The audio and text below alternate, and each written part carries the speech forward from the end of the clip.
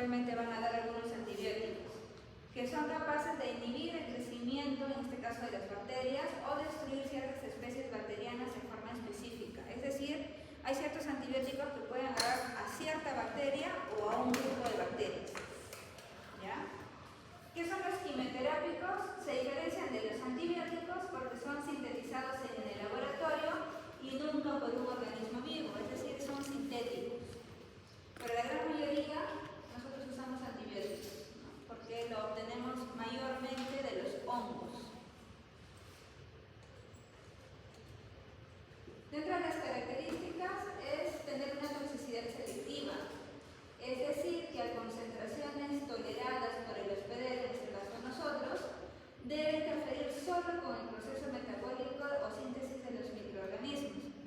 Pero esto no siempre se cumple. Si por ahí han escuchado, hay ciertos antibióticos que les dañan el hígado, que les dañan el riñón. Entonces no siempre tiene esta toxicidad selectiva. O sea, debería dañar solamente a la bacteria, pero no siempre pasa. Este concepto se aplica para la penicilina y cefalosporinas que actúan sobre la pared celular, que en un momento les voy a explicar cómo actúan los antibióticos. Cuando hablamos de especificidad, se refiere al espectro de actividad antimicrobiana. Aquí llamamos espectro a la cantidad de organismos que atacan. Por ejemplo, hay antibióticos, o en este caso antimicrobianos, que atacan solamente cocos. Hay unos que pueden atacar cocos y bacilos, o solamente gram negativos, o gram negativos y gram positivos. Entonces, mientras más grupos de bacterias abarque, es de mayor espectro. ¿Ya? Y bueno, tiene elevada potencia biológica. Entonces, la clasificación de los antibióticos. Tenemos según su origen, según el espectro de acción, según la actividad y principalmente que es según el mecanismo de acción.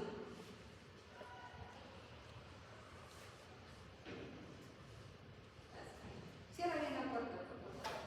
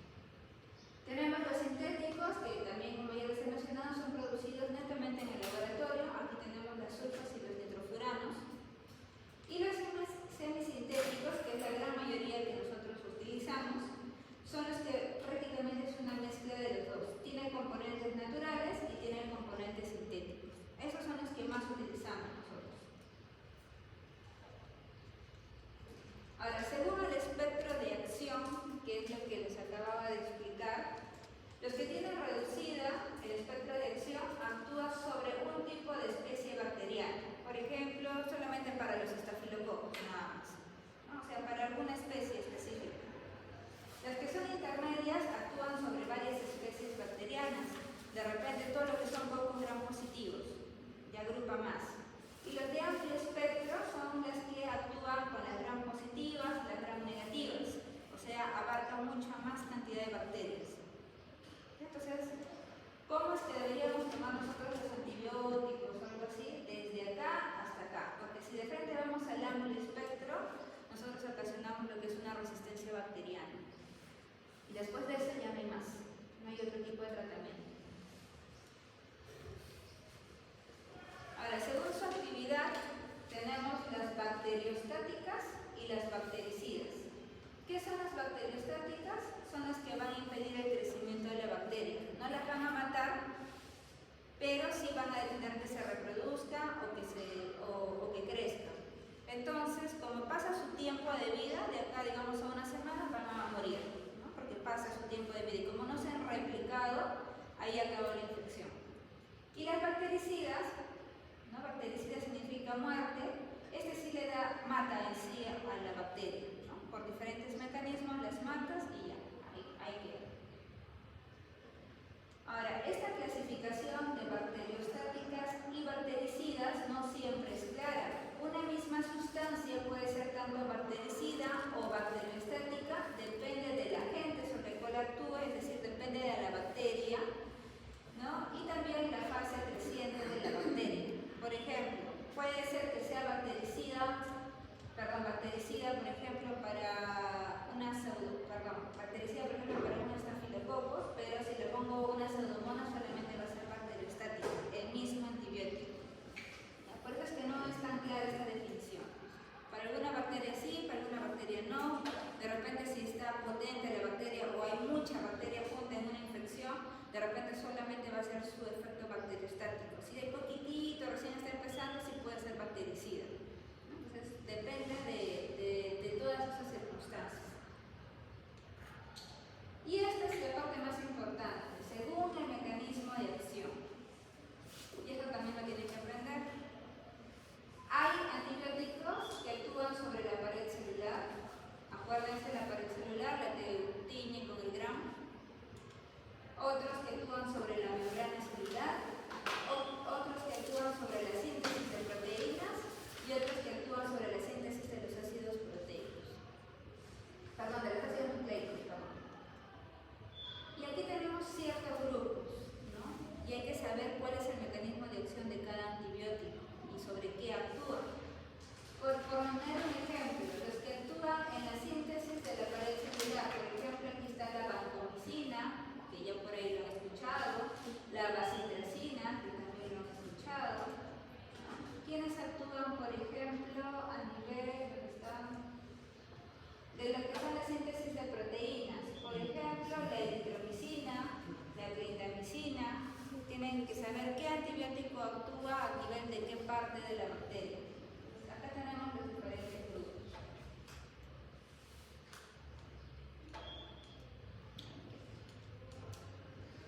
Entonces, por ejemplo, los que actúan sobre la pared celular, tenemos dentro del grupo, y todos eso lo tienen que aprender, y vuelvo a repetir, ¿ya? ¿Quiénes actúan sobre la pared celular? Tenemos los beta-lactámicos, que es un grupo de antibióticos donde se encuentran las penicilinas, las cefalosporinas y los otros beta-lactámicos. ¿Qué hacen? Inhiben la polimerización del péptido glicano. ¿Qué era el péptido glicano?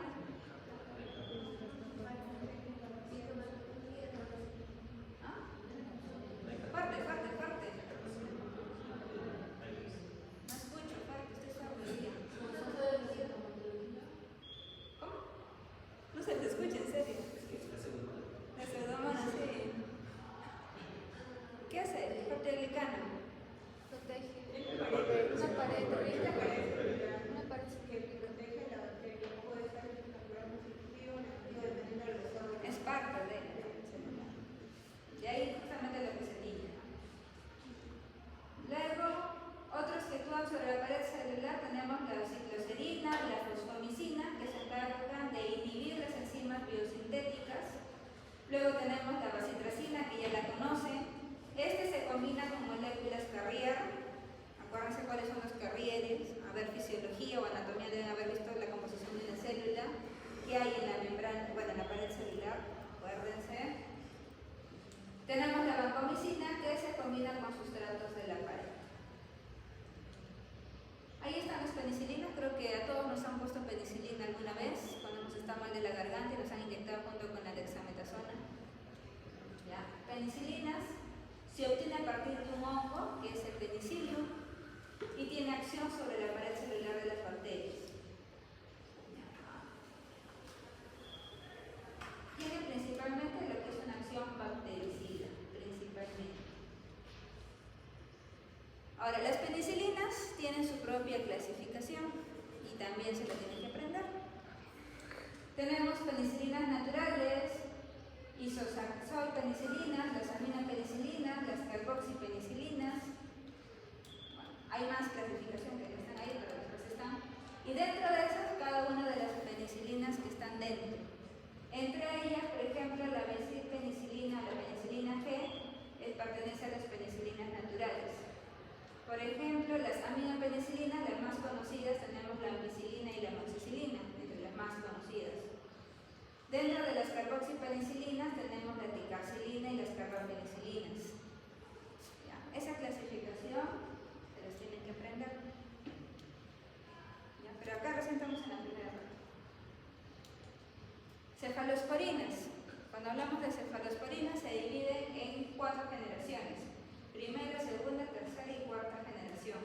A medida que avanza la generación es de mayor espectro, ¿ya?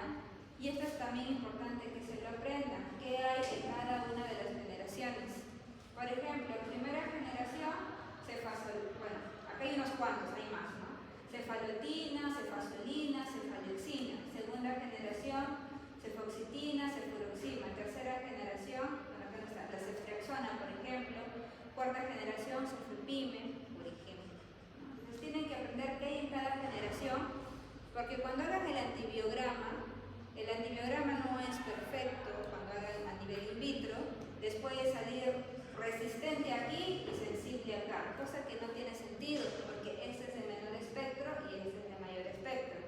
Si este le salió resistente y aquí le salió sensible, este automáticamente debe cambiar a resistente. ¿Ya? Entonces por eso tienen que saber cuál es de mayor espectro, cada uno de ellos. Y aquí están los otros betalactámicos, tenemos los monobactámicos como el astronam, que son activos solo frente a los gram negativos. Los carbapenems, estos acá son de amplio espectro, tenemos el imipenem, tenemos al meropenem también. Tenemos los inhibidores de las beta-lactamasas como el ácido clavulánico y el sulfactam. Entonces esa clasificación la tienen que aprender de memoria. También incluye a los no beta-lactámicos como la fosfomicina, la cicloserina, la bacitracina y vancomicina. Todos esos pertenecen todavía a la parte de los que actúan a nivel de la pared celular. ¿Hasta ahí consultas? ¿Dudas? Tienen que aprenderse, chicos, los antibióticos, por favor, desde hoy. Los que actúan sobre la membrana celular mayormente son antimicóticos, pero por ahí existen algunos que son para bacterias. ¿Cuál es su mecanismo de acción? Interfieren en la permeabilidad, en la integridad de la estructura y funcionalidad de la membrana celular. Ya no en la pared, sino en la membrana, o sea, más adentro. Tiene acción sobre los fosfolípidos de la membrana celular, produciendo la desintegración colicicelular y salida de las proteínas sin nucleótidos. Como que los revienta, igual que los hematíes, ¿no? Se hace huecos y revientan a la bacteria. La mayoría son bactericidas y fungicidas con acción inmediata y no requiere que estén en multiplicación activa.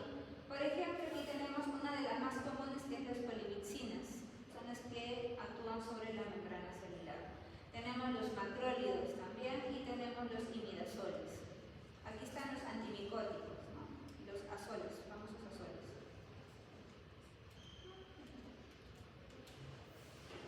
Ahora, los que actúan sobre la síntesis proteica, que es el otro grupo, actúan interfiriendo en la síntesis de proteínas a nivel de los ribosomas. Acuérdense que en los ribosomas se forma la parte de las proteínas y actúan sobre los ribosomas 30S y los 50S.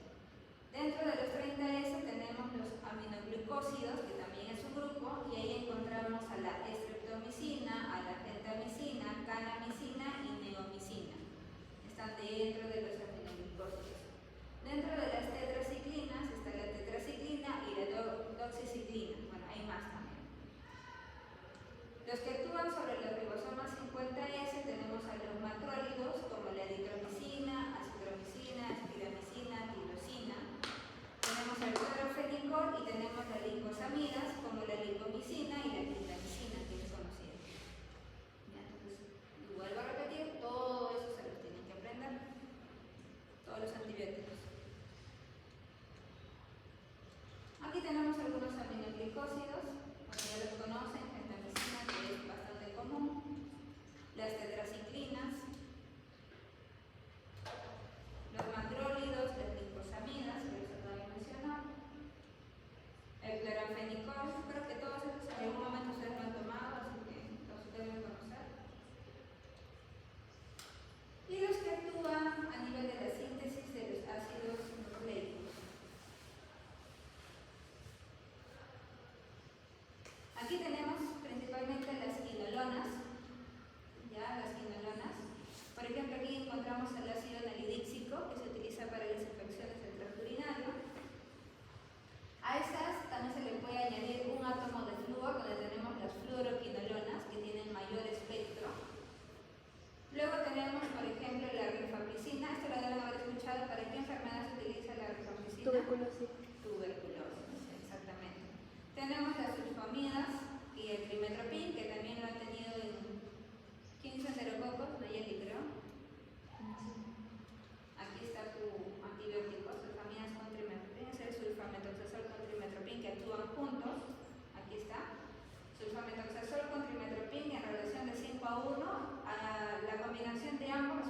bactericida. Ocurre sinergismo, o sea, ambos se potencian y se produce un bloqueo del metabolismo del ácido fólico. Entonces ellos actúan siempre juntos. Si ustedes compran pastillas, sobre todo cuando están con diarrea, por ejemplo, cuando piden sulfa, es ese, sulfametazosol más trimethoprim juntos. Listo, hasta ahí consultas, chicos, dudas, que van a tener dudas si están metidos en el celular nomás. Vale, que ustedes están metidos en el celular y ni siquiera están prestando atención. Después pagan el examen y están ahí, cargas. Consultas, chicos. Esta parte es importante porque de eso depende de lo que van a hacer en el antibiograma. Si no conocen nada de esto, ya fueron en el antibiograma. En realidad de todo termina en antibiograma. Todos los cultivos positivos terminan en antibiograma. Ya, continuamos. Medición de la actividad antimicrobiana. ¿Cómo medimos esta actividad? A través de la concentración mínima inhibitoria, que es lo que se hace en el laboratorio.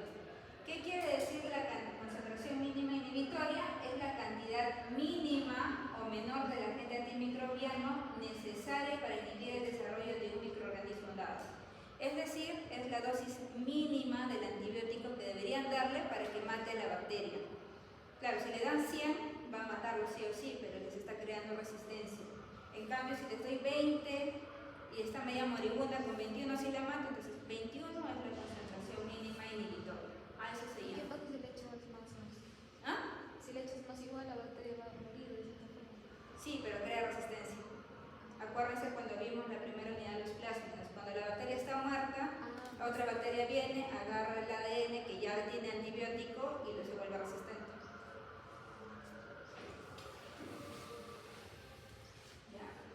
No es una constante absoluta para un determinado agente antimicrobiano. O sea, esto no es que todos con 20, por poner un ejemplo, van a morir. Depende del tipo de bacteria, dónde se encuentre la bacteria, el tipo de especie, etcétera, etcétera, etcétera. Depende uno de la naturaleza del microorganismo. Si es un bacilo, si es un coco, si es gram negativo, si es gram positivo, si ya tiene resistencia o no tiene resistencia. Depende también del tamaño del inóculo, si apenas entró unas 10 bacterias o entraron 1000.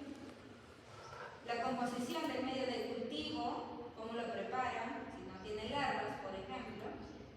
Y tiempo de temperatura de incubación. Si todas las condiciones se estandarizarían, se podría probar diferentes antibióticos y determinar cuál es el más efectivo contra un microorganismo dado. Pero nunca se va a poder estandarizar esto, porque las bacterias, como les dije, paran mutando constantemente. Entran a un organismo, cogen parte de sus genes,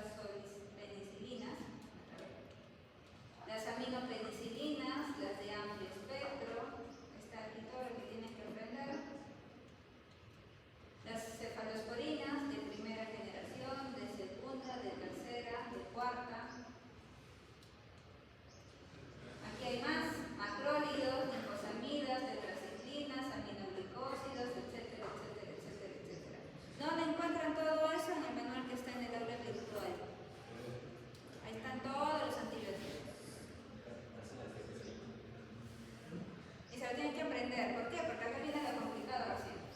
Antibiograma. No llores, chicos. Llorando yo. Ya, aquí viene lo complicado. Hacer el antibiograma, que parece tan rápido y tan bonito. Bueno, al no predecir cómo reaccionarán las bacterias, los hongos y los virus ante distintos antibióticos, es necesario estudiar la sensibilidad individual, ojo, de cada patógeno a estas drogas y así elegir el agente apropiado. ¿Cómo sabemos cuál es el agente apropiado? Sabiendo el mecanismo de acción de cada uno de sus antibióticos. ¿No? O sea, no pueden atacar a la bacteria si tiene una poderosa, por ejemplo, quieren atacar la pared celular, no van a poder si tiene una poderosa cápsula. Entonces, cosas así tienen que saber. Entonces, hablando un poco de terminología, el antibiograma es el método in vitro que determina la susceptibilidad del microorganismo a una variedad de agentes antimicrobianos. O sea, en pocas palabras, es nuestro Müller Hinton, colocamos a la bacteria que queremos ver y colocamos diferentes antibióticos. Pero ojo, esos antibióticos no los pongo porque me dio la gana, tiene cierta secuencia que también se la tienen que aprender para variar. Concentración mínima inhibitoria, ya lo hemos mencionado que es la mínima concentración que necesita una bacteria para poder, en este caso, ser eliminada. ¿Y qué es un antibiótico? También ya lo hemos visto. Vamos con cómo se hace discodifusión, que es el más utilizado. Los demás vienen a partir de este también. Entonces, atentos, porque lo anterior era para que estudien netamente pura memoria. Ahora, atentos acá, porque esta es la parte procedimental. Método de discodifusión, también conocido como el método de Kirby-Bauer, es lo mismo, ¿ya? Kirby-Bauer. Se trabaja a partir de un microorganismo debidamente aislado e identificado, es decir, un cultivo puro. ¿Qué llamamos cultivo puro? Cuando en su plaquita está solita esa bacteria. Cuando ustedes han visto sus agares contaminados, han visto dos tipos de bacterias, ¿no es cierto? Las colonias. Esa no está apta para trabajar en antibiograma. Tiene que ser un cultivo puro, puro, puro. Y normalmente agarramos una o dos colonias aisladitas, que están separaditas de las demás, no en la mazamorra que está al inicio, sino casi en la colita cuando hemos sembrado. De esas de ahí se trabaja. Ya, entonces aquí vamos a probar si la bacteria es resistente o sensible, que esto también ya lo han visto más o menos cuando hemos estado viendo las bacterias, ¿no? Cuando es sensible, hay un halo que inhibe, y cuando es resistente, la bacteria crece al costado del antibiótico. ¿Sí? Hasta ahí estamos claros. ¿Sí? Si alguien se pierde, me avisa. ¿En qué se hace el antibiograma? Principalmente en el agar Müller Hinton, que ya ustedes lo han preparado. ¿Ya? El pH tiene que ser controlado, de 7.2 a 7.4. La profundidad del agar acá es importante, no puede ser ni muy gordito ni muy flequito. ¿Ya? Tiene que ser de 3 a 5 milímetros de profundidad, o sea, lo que tiene el agar tiene que tener esa cantidad. Ustedes lo miden, no pueden ser ni muy flacos ni muy gordos. Para eso, si tienen, por ejemplo, placas de 150 milímetros, pueden usar de 60 a 60 mililitros nada más del agar. Si son placas más grandes de 100, entre 25 y 30 mililitros. Eso les va a dar un grosor de 3 a 5 milímetros cuando echen en sus placas.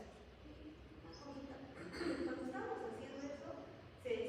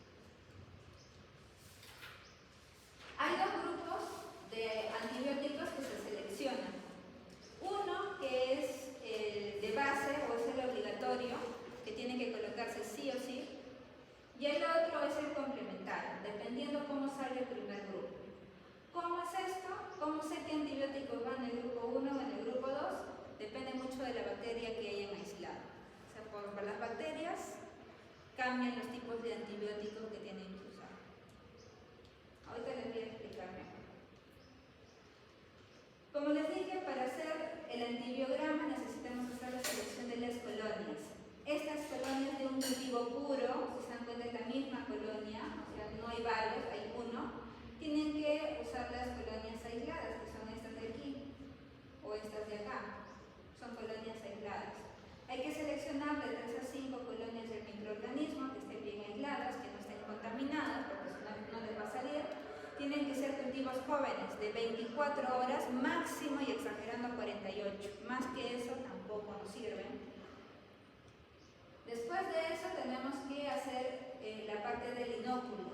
Como les dije, tienen que agarrar solución salina, ¿no? O un cultivo, o un caldo de cultivo que puede ser tripticasa, puede ser DHI, donde esas colonias que estoy agarrando de mi agar, lo voy a echar, así como cuando hacen la coagulasa, igual, lo mezclo y me va a dar una turbidez, ¿no es cierto?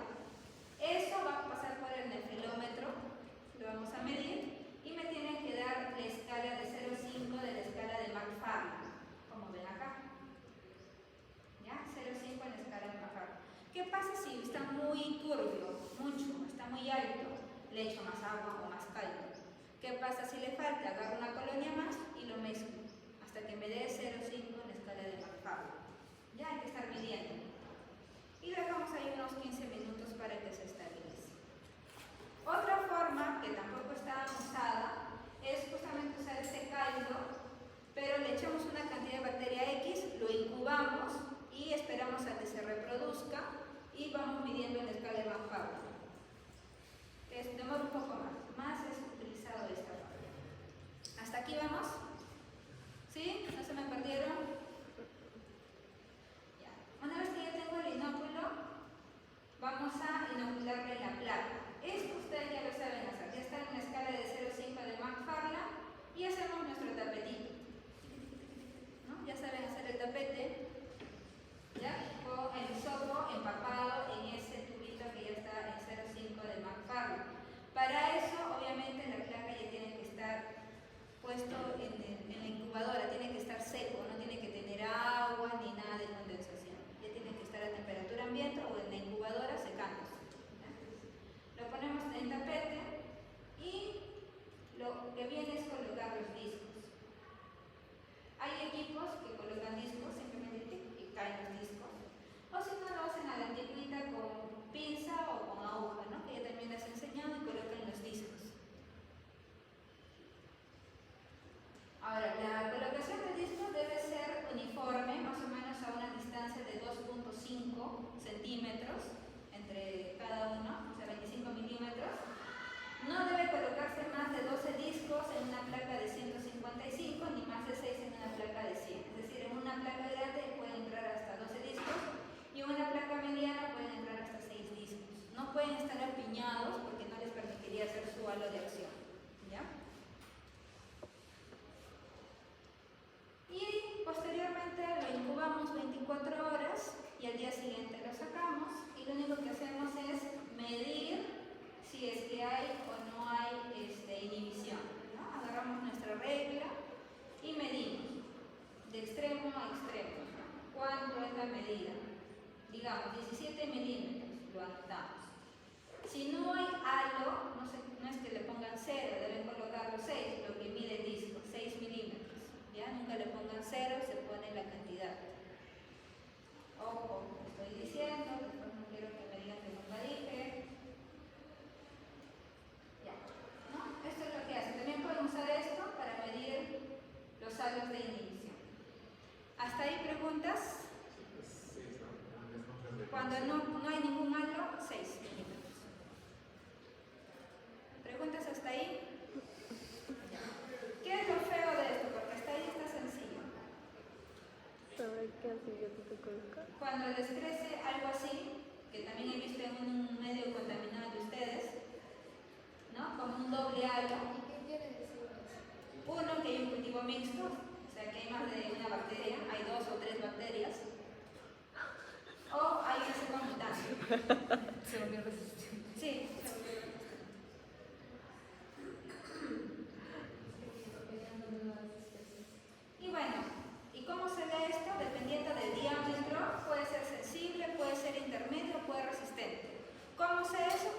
unas tablas donde indican eso. Aquí está su dolor de cabeza. ¿Por qué es importante que ustedes sepan todos los antibióticos? Porque los antibióticos tienen que ver mucho con el grupo 1 y el grupo 2 que les dije, de los discos. Grupo 1 son obligatorios, ¿sí? Grupo 2 es opcional. ¿Qué significa? Que si por ahí yo empleo un estafilococo, familia de los estafilococos, sí o sí tengo que colocar estos antibióticos. Sí o sí. Y eso ustedes se tienen que aprender. Por ejemplo, en el grupo 1 está la tetraciclina, penicilina, diclomicina, clindamicina, el sulfamethoxazol con trimethoprim, vancomicina, gentamicina y ciprofloxacina. Sí o sí tengo que colocar eso. ¿Qué pasa si la gran mayoría me salió resistente? Paso al grupo 2, que es el opcional, porque son de mayor espectro, me pueden dar alguno que sea más sensible. Y coloco todos estos. Pero en caso de orinas, que va a ser su dolor de cabeza, además del grupo 1, tienen que añadir estos dos, nitrofurantoína y norfloxacino, como si fuera grupo 1, porque es obligatorio, porque es orina. En orina se trata diferente.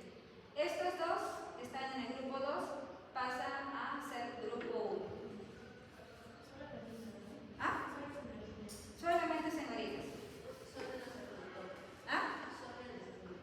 No, ahí te voy a pasar a las demás familias. Sí, cada bacteria tiene sus antibióticos específicos. Ahora, no solamente basta con eso. ¿Por qué? Porque no le vayan a colocar otros antibióticos que no deben. Por ejemplo, tienen que también saber las resistencias naturales de los estafilococos. Entre ellos están los estafilococos, son resistentes al ácido nalidíxico, al ácido pipemídico y al aztreonam. Es decir, por ejemplo, si hacen equipos automatizados, a veces hacen simplemente antibióticos en grande, ¿no? O sea, en grandes cantidades. Ustedes no me pueden reportar el ácido nalidíxico como sensible, jamás en un estafilococos, porque tiene una resistencia natural. Así el equipo, así en el disco de difusión que salga sensible, ustedes automáticamente lo cambian a resistente. ¿Por qué? Porque tiene una resistencia natural. ¿Sí? ¿Me deja entender esa parte? Sí. Ya. ¿Qué más? Por ejemplo, si yo aislé un saprophyticus, ese es sí o sí resistente natural a la fosfomicina y a la novobiosina. Bueno, la novobiosina ya lo conocen, ya lo sabían. Pero además es a la fosfomicina. Y bueno, los otros ya no son tan conocidos. Pero no contento con eso. Por ejemplo, aquí están, este sí no lo tienen que aprender los diámetros, esas tablas sí la pueden buscar. Por ejemplo, la gentamicina, si me salió menor de 12, el diámetro que medí en el agro es resistente. Si me salió entre 13 y 14 es intermedio, y si me salió mayor a 15 el agro, recién es sensible. O sea, no basta con que tenga un halo nada más. Tiene que tener mayor a 15 para que en caso de la gentamicina recién sea sensible. O sea, si tiene menos, prácticamente es resistente. ¿Sí? ¿Entienden? Entonces cada antimicrobiano tiene su propio Cada uno tiene sus antibióticos y cada uno tiene un diámetro diferente. Pero estoy diciendo, esto no lo tienen que aprender los diámetros, pero sí la interpretación. Los antibióticos también.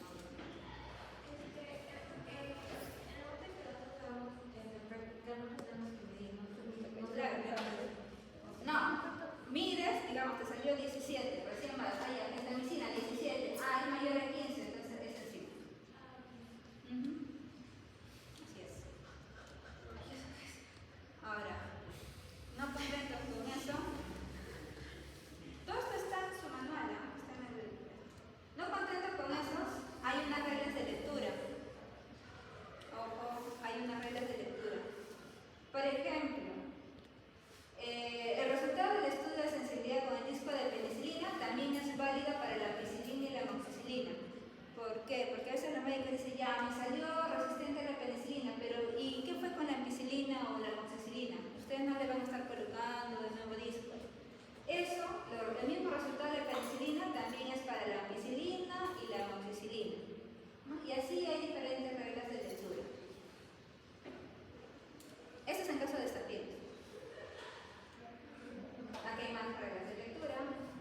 También hay para enterococos, que tiene su grupo 1 de discos, su grupo 2 de discos, tiene sus paraorinas, que pasarían a ser grupo 1, como nitrofurantoína, nafloxacino y ciprofloxacino, que pasan a ser grupo 1, y también tiene sus resistencias naturales. Tiene su cuadro y tiene sus reglas de lectura.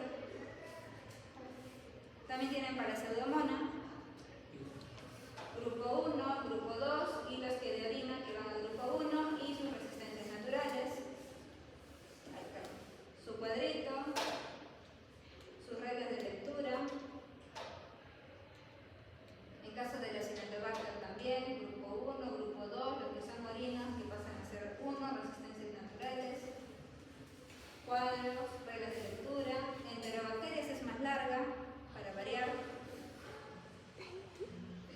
porque tienen que aprender resistencias naturales por cada una de las bacterias. Por ejemplo, enterobacterias son resistentes a, la Klebsiella es resistente a, el Citrobacter, la Serratia, el Proteus, Mirabilis, Vulgaris, Morganella, Providencia, Quieres son resistentes naturales. Grupo 1, grupo 2, de orinas que pasan a ser grupo 1, y aparte, si es que es de heces, es aparte. Salmonella, Shigella, que es heces, es aparte, otro tipo de antibióticos. Como les digo, todo eso está en el manual, su tabla, sus reglas de lectura. No, estoy diciendo que lo que son, los diámetros. Ahora, para Streptococcus pneumoniae también hay, la diferencia es que Müller-Hinton es con sangre, acuérdense, se prepara con sangre. Con todo lo que son estreptos se prepara con sangre. Igual, grupo 1, grupo 2, resistencia natural, su cuadro y sus reglas de lectura. Y Streptococcus, los demás Streptococos, igual, grupo 1, grupo 2, en Müller-Hinton con sangre, resistencias naturales, cuadro, reglas de lectura. Y bueno, aquí hay otros, como una. Hasta ahí preguntas. ¿Por qué era importante que aprendan los antibióticos? Porque si se han dado cuenta en esas resistencias naturales no les dice uno por uno de los antibióticos, dice resistente a las aminopenicilinas. ¿Cuáles son las aminopenicilinas? Para eso deben saber cuáles son las aminopenicilinas.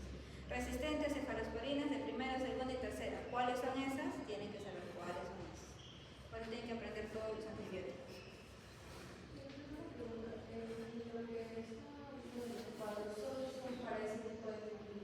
Claro, si es estafilo, solamente estafilos, entero solamente para enteros, ¿no? Otra forma de hacer también, obviamente todo eso queda igual, solamente la forma de hacer es la dilución en caldo, ¿no? Que es justamente para encontrar también la concentración mínima inhibitoria, ¿no? Ponen a la bacteria a diferentes concentraciones del antibiótico y van viendo cuando ya se vuelve transparente, ¿no? Cuando ya mató a la bacteria. Otra forma es el método del ITES, que es muy parecido al de discodifusión, solamente que acá se utilizan tiras. Tiras en diferentes concentraciones, de menor concentración a mayor concentración. Entonces, aquí podemos determinar cuál es la concentración mínima inhibitoria que detecta que mata la bacteria, ¿no? O sea, a partir de aquí para abajo, la bacteria obviamente ya. Bueno, perdón, de acá para arriba la bacteria fallece y de acá hay resistencia. Es otra forma entonces de estar haciendo dilución. Es una forma más rápida. Y tenemos el método automatizado, que es exactamente lo mismo, pero en chiquitito. En chiquitito, en unos pocillitos o en tarjetitas muy pequeñitas. Se pone el antibiótico en diferentes concentraciones y, como les dije, hacen como para cocos y para bacilos. Ahí mezclan de todo. Entonces, ¿cómo saben ustedes qué antibióticos usar? Para eso necesitan los conocimientos anteriores que les mencioné, ¿no? Tachan los que son resistencias naturales, depende de la bacteria, así les salga sensible y colocan lo que debe ser como primer grupo, segundo grupo y todo. Hasta ahí consultas, dudas. ¿Ya quiere llorar? ¿Todavía? Bueno, con este terminan de llorar. Falta todavía. Indicó que había uno que sí o sí iban en la y había un codo. ¿Qué es el codo? complementario. ¿Para qué se utiliza el grupo 2? Cuando el grupo 1 la gran mayoría te salió resistentes. Claro, tiene que ser otro antibiograma con los discos dobles. O sea, es un día más todavía que corre. Por eso los cultivos demoran. Y para rematarla existen las resistencias microbianas. Ya con esto acabamos. No se me mueran. Existen diferentes tipos de resistencia. Debido, uno, al uso indiscriminado de los antibióticos, como les dije, se van por lo más fuerte o de amplio espectro y comienza a agarrar resistencia. El uso de antibióticos de amplio espectro y tratamientos inútiles prolongados. Tienen infección viral y se meten antibióticos. ¿Ya? Eso es lo que sucede con las resistencias. ¿Cómo seleccionamos un antibiótico? Dependiendo de la propiedad farmacocinética del antibiótico, por eso tenemos que saber cuál es su mecanismo de acción, la toxicidad, acuérdense que no todos no son tóxicos, la enfermedad del paciente, el estado general del paciente y el uso combinado, ¿no?, de los antibióticos. ¿Cuándo falla un antibiótico? La dosis. Si la dosis es menos de la que requiere la bacteria para morir, no le va a hacer nada. Cuando el paciente no termina los tratamientos, porque está media ñoqueada ahí la bacteria, pero como no le dieron el último tratamiento, cuando se replica ya con esa resistencia. Entonces, hay que acabar los tratamientos. Cuando el tratamiento no es el adecuado para la cepa bacteriana, porque justo ustedes todavía le hicieron el antibiograma y como no lo supieron, le dieron un antibiótico que no debían. Y la falta de cultivo. Algunos piensan, hay que darle antibiótico nomás de amplio espectro y aunque no sé qué bacteria es, pero ya algo le va a hacer. Por eso falla el antibiótico. Y aquí están los tipos de resistencias. El más conocido son los famosos BLE, que son los las cepas beta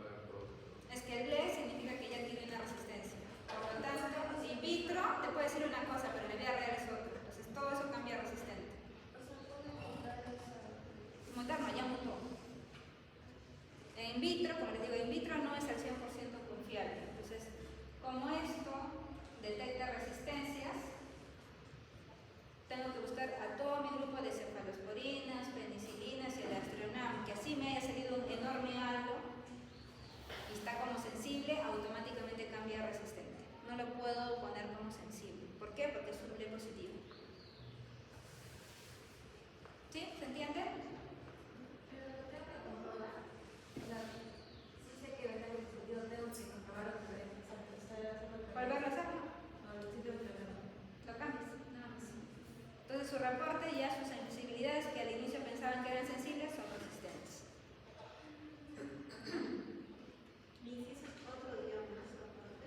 No, está dentro del primer grupo cuando pones tus BLE y pones tu primer grupo abajo. Todo en una pieza. Depende, o en dos placas. Acuérdate que hay una cantidad de discos que puedes colocar. Y todo eso va como primer día. Ya a partir de eso recién, por ejemplo, si como la mayoría va a ser resistente, tienes que usar tu otro complemento. Otra forma de resistencia es el AMC, que es prácticamente igual. Las BLE principalmente son de los gram negativos, de las enterobacterias. Ojo, ¿ya? Son enterobacterias, los BLE. Los AMC también son principalmente de las enterobacterias. No enterobacterias, gram negativos, perdón, gram negativos.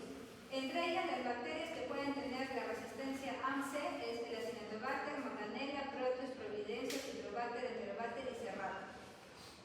¿Qué indica un AMC? Resistencia a las aminopenicilinas, por eso tienen que saber cuáles son las aminopenicilinas, cefalosporinas de primera generación, aminopenicilinas combinadas con inhibidores de las beta-lactamasas, y ahí están algunos de ellos, ¿no? ¿Cómo detectamos el AMC? En este caso aproximamos discos, ¿dónde estás? Un disco de cefoxitina o cualquier otro antimicrobiano inductor, ahorita vamos a ver cuáles son los inductores, a una distancia de 27 milímetros de centro a centro con el disco de ceftazidima, es decir, cefoxitina con ceftazidima. La distancia entre disco y disco debe ser más o menos de 27 milímetros. Puede ser también ceftriaxona o cefotaxima. Colocamos los discos así uno al costado del otro y si vemos el achatamiento del halo, o sea, está bien redondito y como una D, ¿no? Que se achata, es la forma de detectar la presencia de esta resistencia de AMC. ¿Y qué significa? Lo que les dije acá. Resistencia a todas las aminopenicilinas, cefalosporinas de primera, aminopenicilinas combinadas con inhibidores de beta-lactamasas, y todo lo que les haya salido sensible lo pasan a resistente.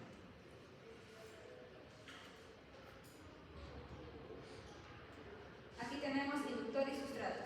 Aquí nos podemos juntar cefoxitina con piperacilina, imipenem con ceftazidima, imipenem piperacilina con tazobactam, y todos estos se pueden juntar, ¿no? Y buscamos el achatamiento del disco, como vemos acá. Perdón, del halo, ¿no? Como vemos aquí. Si es así, es AMC positivo. ¿Preguntas? ¿Hasta ahí? Pues si no fuera AMC, simplemente los halos se juntarían o algo así. Claro, se